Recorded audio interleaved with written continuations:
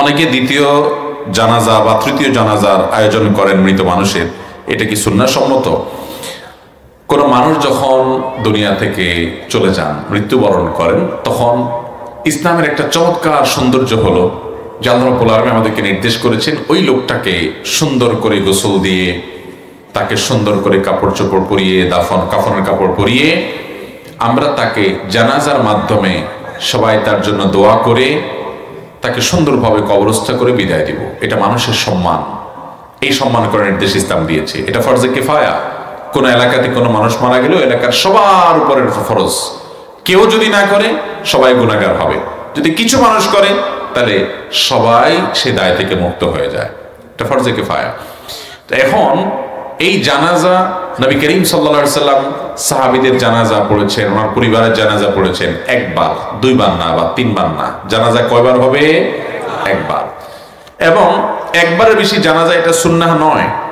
জামাতের সাথে যখন জানাজা হবে, জানাজা হতে হবে কয়বার? একবার। আমাদের দেশে দেখা যায় জানাজা কয়েক দফা হয়।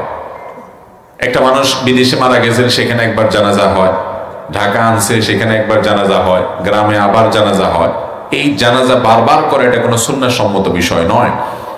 হ্যাঁ, যদি এমন হয় যে যিনি মারা গেছেন তার ছেলে কথার কথা বিদেশে আছে, আস্তে আস্তে দেরি হচ্ছে, এলাকা মানুষ জানাজা পড়ে ফেলছে যে দাফন করে ফেলবে, যেহেতু তিনি আসতে দেরি হচ্ছে, তিনি অনুমতি দিয়ে দিয়েছেন ঠিক আছে আপনারা জানাজা পড়ে ফেলেন, বা লাশের অনেক দেরি হয়ে গেছে, অসুবিধা হচ্ছে, দুর্গন্ধ ছড়াবে ইত্যাদি, তো তারা জানাজা পড়ে ফেলেছেন।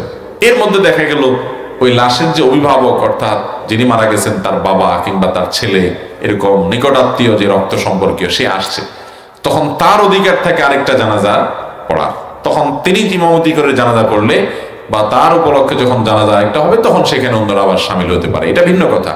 এছাড়া ঠান্ডা মাথা এখানে একবার জানাজা ওখানে একবার জানাজা, এটা সুন্নাহসম্মত নয়। আবার আরেকটা আছে গায়েবানা জানাজা। গায়েবানা জানাজা নবী করিম সাল্লাল্লাহু আলাইহি সাল্লাম যার জানাজা পড়েছেন, তিনি ইসলাম গ্রহণ করেছেন, সেই বাদশাহ, অথচ সেখানে তার জানাজা পড়ার কোনো ব্যবস্থা ছিল না, সেজন্য তিনি পড়েছেন। এছাড়া বহু সাহাবী বহু যুদ্ধের ময়দানে শাহাদাত বরণ করেছেন, দুনিয়া থেকে চলে গেছেন, নবী করিম সাল্লাল্লাহু আলাইহি ওয়াসাল্লাম তাদের গায়েবানা জানাজা পড়েন নাই।